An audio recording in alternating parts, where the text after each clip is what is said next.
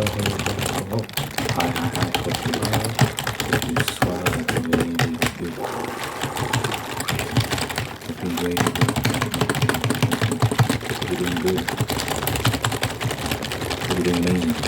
Yes.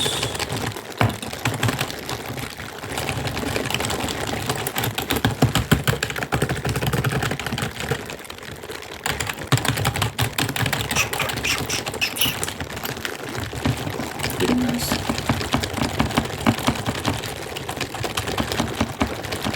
Update on the book. I'm inching closer. I always say that. We have about 3 chapters left to work out. 3? So yeah, yesterday I finally wrapped up this chapter I've been working on for a while. Pretty happy with how it turned out.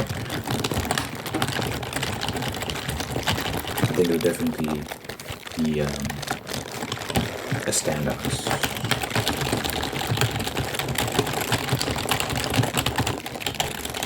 But yeah, look forward to that soon. I want to ramp it up. I want to really crank up the output for the next couple of weeks or however long, and so that this thing can come out.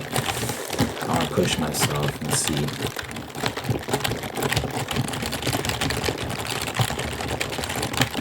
Because I know there's some people are waiting. Yeah, anyway. We'll see. I was having a thought yesterday. Wait, can I move close? I feel like I was not close.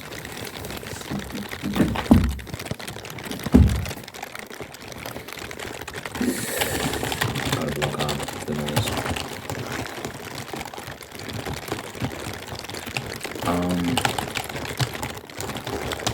I'm thinking about getting back into learning Japanese. I've been learning for a while. I think like 2 years ago I started, and I was doing daily exercises. At first I started with Duolingo, but eventually I started using Pimsleur, this app called Pimsleur, which is a lot more comprehensive, a lot better at upgrading your skill level, especially with the technique it uses. It uses an audio technique where you listen to conversations and then has exercises where you repeat what was said in the conversations, and it's a repetition thing, and because you keep hearing this and you keep repeating, it's almost as if you're engaged in a conversation. There'll be blank spots where you're supposed to say a phrase that just taught you, and then a pre-recorded audio will respond to the phrase you said, and it's back and forth like that, and this repetition. So over time, you start to learn certain things, and it becomes ingrained in your memory. So I did that for a while. The issue with Pimsleur is it's very expensive, very, very expensive, especially compared to the other options out there. So eventually, I was just like, I don't think I'm gonna pay anymore. It's also a big commitment because each session, each lesson is like 30 minutes. And 30 minutes every day, it's really not that much. But like, when you're paying that much money, it's kind of like you have to do it. It's not an option because you're paying so much money. So it's like you're wasting money if you miss days. I just thought it was too big of a commitment for something I felt like wasn't urgent.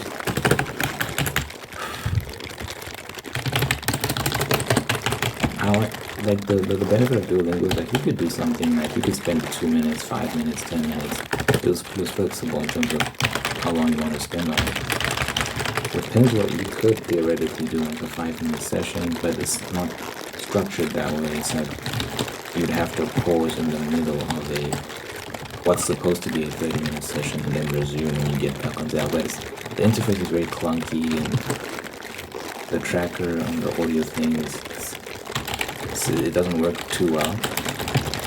So if you try and put it back to where you left off, it just goes back to zero, starts in the beginning. Sometimes you're not sure where you were when you stopped. So when it does that, you just lose your progress. And you have to kind of find it manually where you were by listening. scrubbing through and listening, like, where did I stop again? And sometimes you're not sure where you stop. So you end up repeating the whole thing.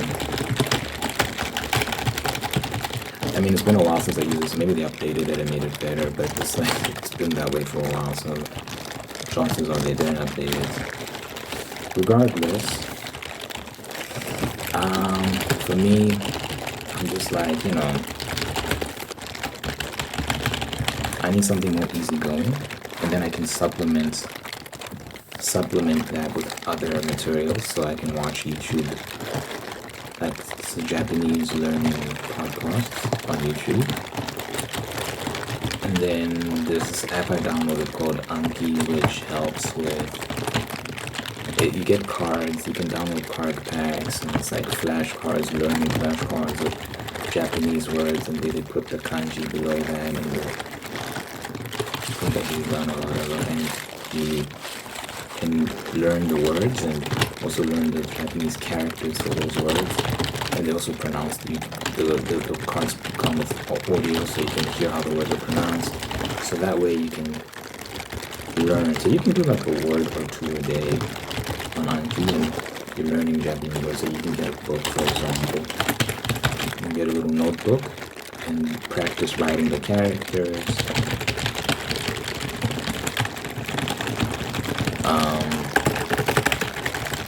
And just practice memorizing the words. If you do 2 a day,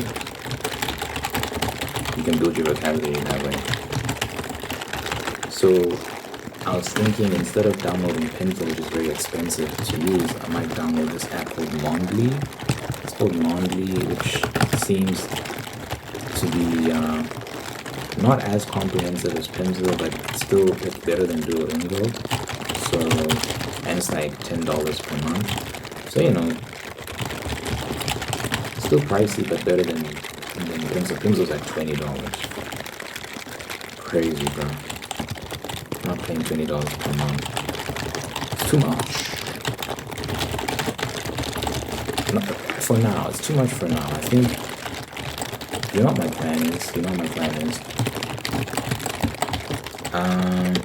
Because look, I really want to go to Japan at some point. Have an experience, spend some time, soak it in. And part of that is knowing the language, so I can interact with people and get the most out of that experience. I think when you don't know the language and you go over there, there's so much you miss out on. A lot of people say that like, you really unlock the real Japan if you can speak the language. There's all of a sudden so many opportunities open up when you get to see a different side of the people, a different side of the culture, just because you can speak. So that is important for me, this basic communication. So my plan is to do this basic learning regimen every day with an app that doesn't require too much commitment. I can do 5-minute lessons or something, and then I use Anki to learn words, maybe 2 words a day, and then I watch some Japanese language learning podcasts, and I slowly build up the vocab and familiarize myself with grammar and stuff like that. And then once I've raised enough money, there's a particular language learning course I'd like to do in Japan. It's in this place called Akita, and I found out about it because there's this guy called Takashi. He has a YouTube channel. He's a Japanese guy. He does like Japanese street interviews. And one of his videos, he just randomly interviewed this guy from Akita. He runs the language learning school. He actually went to Akita. It's actually the school in the countryside. And he's interviewing the guy, and it actually looks like a very interesting experience because it's not just like the typical language learning school. You sit down and go through some textbooks. It's actually like a very interactive experience because you get to do a whole bunch of fun activities. Like, I don't know if it's sword making. No, it's not sword making. Like, you know, the katanas, you get to use them, like swing them around and stuff. And you get to learn about the history behind them. And there's also some culinary experiences. You get to try out food, but they tie in the language learning experience to all of that. So while you're doing those things, while you're getting like a cultural expose, they're also teaching you language through the context of these cultural experiences. So I think it's very immersive. It's a very cool way to teach people. It's very engaging and it sticks. You remember that. And you're also forced to communicate with locals who don't speak English. They can't speak English. So you're kind of forced to communicate with them. Because it's in the countryside. There's no English speakers there except for people that run the school. So that's what I feel like. If I learn by myself, it was very easygoing method, and then I plunge into that as well with the decent foundation. It'll take me to a new level. It's like 3 weeks, that course. It's 3 weeks, it's not that long, but I think it will definitely help elevate my speaking skills, especially when I'm exposed to a lot of people and forced to speak a lot. And then from there I might upgrade to like a Pimsleur. I might upgrade to Pimsleur at that point, just so that I can go even further. And then there's this app called the Hello Talk, where I think it's called Hello Talk, I'm not sure, I think that's the name of that, where you can actually, the whole point of the app is you can talk to other people to learn language. I think it's Japanese focused, so I can talk to Japanese people on the app, and you can do voice calls and stuff like that, so then that'll allow me to talk to people and have conversations, so I can continue to learn that way if I so choose. But I think, it's a slow and steady path that doesn't require too much commitment. I've never been very academic in the sense that I'm not good with textbooks. I'm not good with cramming information, studying for 2 hours, just cramming stuff. Some people are really good at just looking at a book and just memorizing all the information. That's never been me. What I am good at is being consistent. Because, so I was talking about that YouTuber, Takashi. He was into he got the video like yesterday or so, something like that. He's interviewing foreigners who learn Japanese. They're fluent in Japanese, and these people are always very impressive, and some of them, they're at incredible skill levels. Like, there's different rankings for your language learning skills. I mean, your Japanese skills. There's N5, N4, N3, N2, N1, I think. That's how it is. But this one guy was like N1, which means he's fully proficient in Japanese. He knows Japanese. He's from Canada. It's very impressive. He's a very smart, because I think to get N1, you have to be like on another level. It's like proper, like, you know Japanese, which is very hard to do with Japanese. It's so different from English, right? It's very, very different language. And it's not easy to learn. So if you don't like the N1 qualification, you're on another level.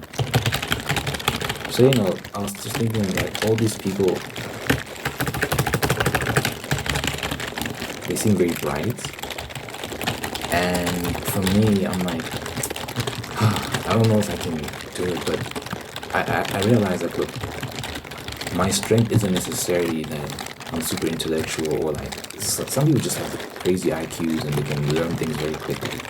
I don't think that's ever been my strength. I think my strength is that I'm consistent. So I can stick to something and just keep doing it, right? So even if it takes me longer than others to get something, I get it eventually just because I'll stick with it. So with Japanese, I think that would be my approach. Is like, if I just do a little bit every day, it adds up. That little by little philosophy, it's so powerful, guys. Because when you take a little effort and multiply by 365 days a year, it ends up being a lot of effort. It amounts to something at the end of the year. It's better than having short bursts of a lot of effort, but then you can't maintain it, then you give up. I think it's better to do little by little by little and build. And then eventually you look back and you're like, oh my god, I've done a lot. I've actually done a lot. It's a profound way of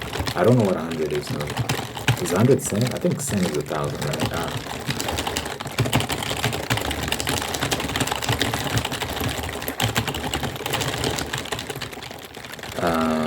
I know that I don't understand is Bakarina saying. Bakarina saying I don't understand. Wakarimashita. I think Wakarimashita is I understand.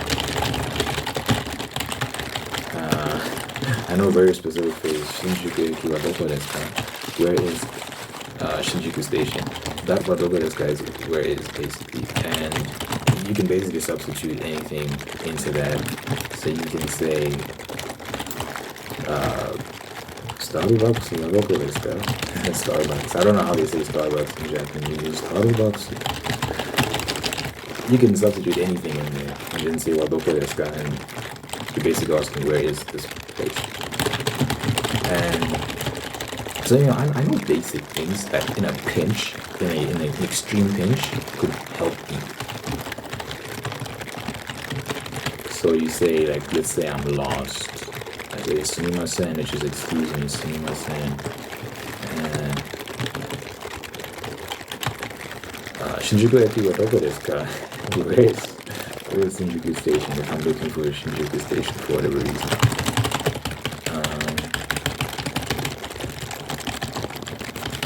Or if I'm stranded, I've been mugged, which is unlikely, but in Japan, but this I've been mugged, and I'm destitute and I have no water. I say, sumimasen, mizu kudasai.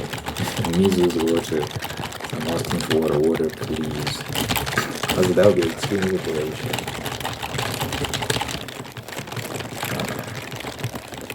Watashi no namae wa Jesse desu. My name is Jesse. How do I say what is yours?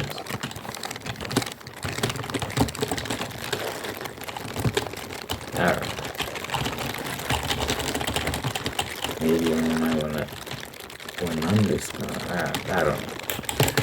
I don't know how to say what is yours, what is your name.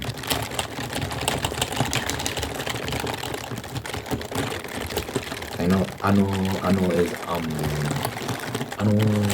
I know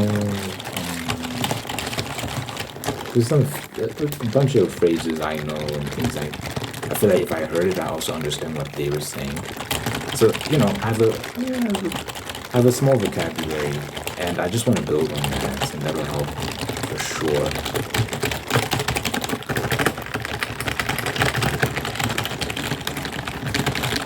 And then you have to learn the character system, which is its own beast. That's its own thing. Oof. But anyway, you know what I was also thinking about? I was thinking about people who want to move to Japan. I don't know if I necessarily want to move to Japan. I just think it would be such a great experience to be there for a while. Maybe a couple of months, maybe a year, who knows? Hopefully I can go sooner rather than later while I'm still young. Because I feel like when you're young and you don't have that many responsibilities, I'm still single, all these sort of things. I don't have children. I can afford to, like, say, maybe spend like a year in Japan or stuff like that. But that's when you're married and you have kids and all these things, which are part of my plans for the future. It's harder to do stuff like that. So because you've got commitments. So hopefully I can experience that sooner rather than later. But yeah, anyway. I don't know if for me it's necessarily a desire to live there. You'd have to see, right, how the place treats you if you fit in. But I feel like a lot of people sometimes will look at like a place like Japan from a particular lens. So maybe you're super into anime and Japanese pop culture and really want to move to Japan. I don't know if that's a good reason to move to Japan, because Japan that's like a fraction of what it actually is. So I think it's so important to learn what you're getting into before you get into it. Because what I've noticed is a lot of people like will move to these countries and then be disillusioned once they get there because it's not what they expected. It's not what they expected at all. Because Japan is not just Tokyo. Tokyo is just like a very small part of what Japan is. I'd argue it's like it's not even like 10% of what the reality of Japan is. I think Japan is actually a very conservative, laid back country. Because if you think about all the villages, all the areas outside of these major cities, that's what most of Japan is. And these people are still very traditional and they still have a very particular way of life. That's very different from pretty much everywhere else in the world. It's an alien country, man. It's very different to what a lot of people are used to, especially if you live in a very westernized country. I'd say I do to an extent. South Africa is in many ways westernized, and not entirely, but in many ways it is. And I think it'd be a significant culture shock, some of the things that I might experience in a place like Japan. But at the same time, I'm very, when it like socially, like in public, I'm very quiet and I keep to myself. I don't like, I'm not an extrovert, I think I'm more introverted, right? So maybe, and I'm also quite conservative in some of my outlooks. So maybe a place like Japan might appeal to me. Especially if I pick the right place within it to reside.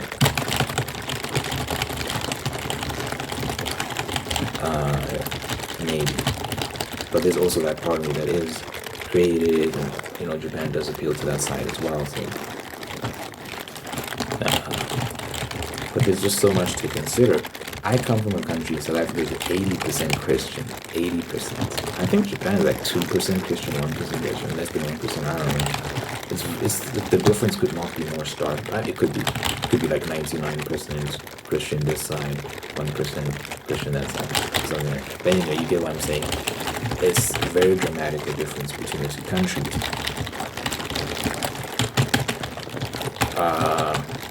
I like being around other Christians. I like being able to have conversations about God and things like that in my personal life. People I can talk to about these things. So I think it would be such a wild departure from what I'm used to go to a country where most people are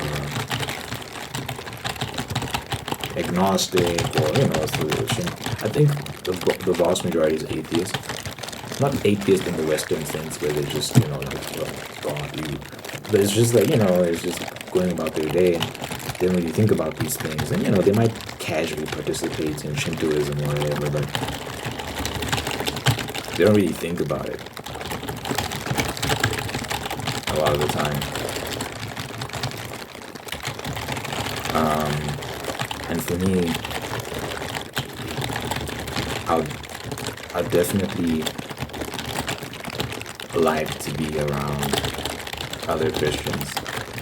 At some capacity, have people in my life that can relate to it in that sense. And you kind of take for granted little things, like, it's not little, but if I'm looking for a church, for example, to attend, it doesn't matter where I'm at in this country, like South Africa, I can just go on Google and be like, church near me, and there'll be like 5. Oh, well, if you're in the Bungus or like in the bush, like just in a remote area, that might be harder. But even then, you might find some churches there in the countryside, quote unquote. But if you're in like a lot of the cities, it's so easy to find a church. 80% of the country is Christian. So easy. That's been my experience. No matter where I've moved, no matter where I've lived, there's always been a church somewhere nearby, multiple. So you go to Japan, it's going to be a very different story. Not to say there are no churches, not to say there are no Christians, but I think it'll be harder to find individuals like that. But they exist. There definitely is a groundswell of people within Japan turning to faith. I think people are looking for meaning. I think a lot of people are searching for meaning because these days, this hyper-materialistic society, a lot of people feel lost. And I think faith in God fills that gap, it fills that emptiness. So you are seeing, like I've seen like some videos on YouTube, Christians in Japan, Japanese Christians talking about a change that's occurring, and I do think over time that you will see more of that. The numbers will grow of people converting. So I'm interested to see how that number looks in the next decade or two. We'll see that in the next 2 decades. What are the numbers looking like then? I think it'll be higher. God willing, of course. We'll see. But yeah, it's so important to understand what you're getting into. Because if your frame of reference for what Japan is Tokyo and anime culture and all this sort of stuff, you might be a bit disappointed. Maybe, I don't know.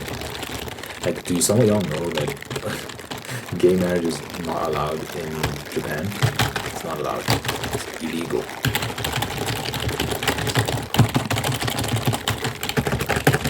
This is the same culture where the men back in the Bizo, if they felt they dishonored their family, they would get on their knees and slice their bellies open with a blade. The same culture where during World War II they were driving jets into targets while they were in the jets, exploding and killing themselves. These are the kamikaze fighter pilots going on suicide missions, driving their jets into targets and exploding themselves because the jets didn't have eject seats.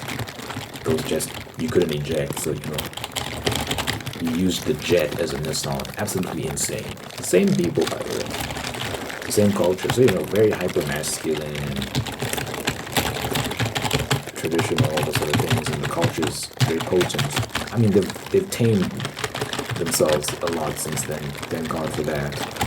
They've become very tame, and I think for the better. But yeah, you need to know what you're walking into. You need to know the history. You need to know the reference and what their reference is. And it's very important because people just be moving, bro. People just be packing up and jumping into things off of like very little information. I also think about things like tax, like freedom, like how like if I want to start a business or something like that,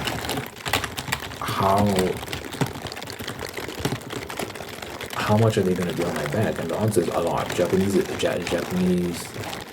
Japanese system is very noisy, and they require a lot of tax from their residents, and it can be burdensome. There are ways around it, legal ways around it that I've been looking into. But it's a lot of work. You probably have to hire some people to help you with that, so you can do things in a way that's legal. You're not breaking any laws. You don't want to go to jail.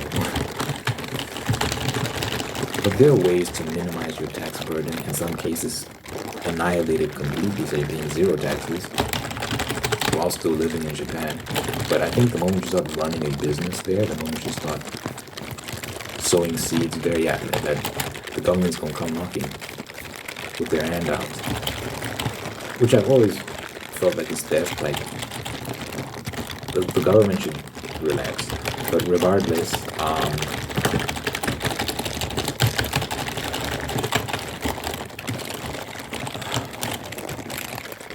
these are things that you should be aware of. Cost of living. How much does it cost to live in a place like Japan? A lot of people flock to places like Tokyo, and then Tokyo is one of the most expensive places in the world to live, period. And what you get for the money you're paying is not great. I've seen some of these apartments. They are tiny, chisai, as they say, chisai, small. And I am not into that. I need something oki big. I like space. I don't need big. I need what I'm used to. This is my room. This could be someone's apartment. It'll be a little bit bigger than this. I might not be exaggerating. This could genuinely be someone's apartment. Depending on where in Tokyo you live. It might be slightly bigger than this, but if you're living by yourself, it's not that bad. But when you consider what you'd be paying for a space like this, like apartments like this where your room is this big in Tokyo, oh my god, you won't pay, okay? You won't pay a lot of cash. It's not a joke. So be prepared for that. So I don't know if I want to live in Tokyo unless it's like expedient for business purposes or whatever the case may be. You know what I think about, like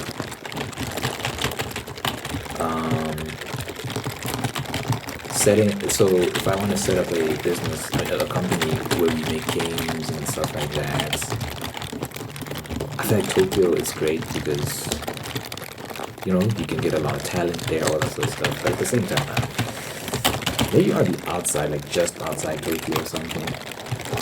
I'm not a fan of it. When you look up the cost of living, it's insane. How are you putting up with this? It's also very busy and very crowded. But anyway, I'd definitely love to visit. There are a lot of places I want to visit. There are a lot of places I'd love to see. Spanish could be another language I could try and learn, but one language at a time. Oof. Japanese by itself is a monster. Now you have to learn Spanish and all that. I feel like learning Spanish would be very valuable. A lot of Spanish-speaking countries I think are very interesting that I'd love to visit El Salvador, for example. very interested in what's going on there. It's looking like it's progressing very nicely, and I'd love to see what's going on. Spain itself, the origin Spanish-speaking country. Cool to see what's going on there. But yeah, it's a big commitment to just learn a whole new language. We'll see. I could learn some basic Spanish for a week. I'm even not committed to like a comprehensive language learning experience. But for now, Japanese. And then like I can go to like the US because it's like English speaking. Experience that. The UK. I have family in the UK. I can go see them. I'd love to visit a lot of places. So if I'm blessed with that opportunity, there's some people who travel and they make it look so easy. It's like, how are they doing this in this economy? So respect to the people that can just travel willingly, man. Respect. Hopefully I'm one of them soon enough. Hopefully. Buy my book when it's out. Buy my book, maybe I'll get closer to that dream. But yeah, regardless of where you're on, whether it's Japan, whether it's Korea, I know a girl who moved to Korea. And I don't know what her reason were. I don't know how she got into it. I know she used to watch a lot of K-dramas. I think a lot of people get attracted to a lot of these countries because of the media. But the issue with that is you're not getting the full context, you're not getting the full story. So if your frame of reference for an entire country is the shows you're watching and the music you're listening to, it's not a great frame of reference. You need a lot more information than that. You need to know how expensive is it to live there, what's the culture like, are you liberal? With all these countries, not very liberal. Especially when you start moving to outside of these major cities like Seoul and South Korea. But someone not going to do that.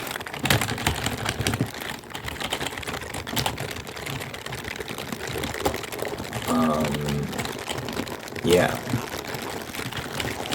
Learn the essence of what a country is. Learn what are the values of this place. So a place like Japan where it's very much collectivist than it is, a lot more collectivist than it is individualistic. That might be jarring for people who just want to be free to do what they want when they want, all that sort of stuff. And the country as a whole is not like that. You might find pockets where you're allowed to have that, but even in those pockets, that culture seeps in of collectivism. So if that's not your vibe, I'm not saying Japan isn't for you or whatever. I'm just saying that be aware. Be aware. Because you could also adapt. You could find a happy medium or something. I don't know. Because it is becoming more modernized in some ways, but in some ways it's staying the same. And that's kind of like the charm of Japan. It does manage to keep up in many ways, and in many ways it's ahead of the curve. But in many ways it's stayed the same. Still a cash-based society. A lot of places only accept cash, and yeah, they've just held on to a lot of their traditions. So it's so important to just be aware of all these details. So these are things I consider. It's like when I think about like moving to the States, like I love the States. I love a lot of the culture. I love capitalism, all these sort of things, right? America's like the capitalist nation and all that sort of stuff. So it appeals to me in many ways in that regard. But I also view things differently in terms of like the world. I think I have a more worldly perspective. I think America tends to be very insulated and we're the best, and other nations don't really matter that much. That's kind of the vibe they give off sometimes. So I don't know. I don't know if I fit in 100%. So many things to consider. You have to really go to these places and live there for at least for some time to really get a good sense of how you would appreciate it in the long term. So I'm hoping I'll be blessed with those opportunities to move around and see where I want to spend most of my time. Ideal scenario, if you're doing well financially, is you can spend your time in multiple places. You get to move around a lot. I think that would be the best case scenario. Where you're able to just spend different parts of the year in different places around the world. Some people live that way, and it's amazing. They do that with their families too. So that would be ideal, I think. I'm not sure. We'll see. But yeah, let me know what you think in the comments.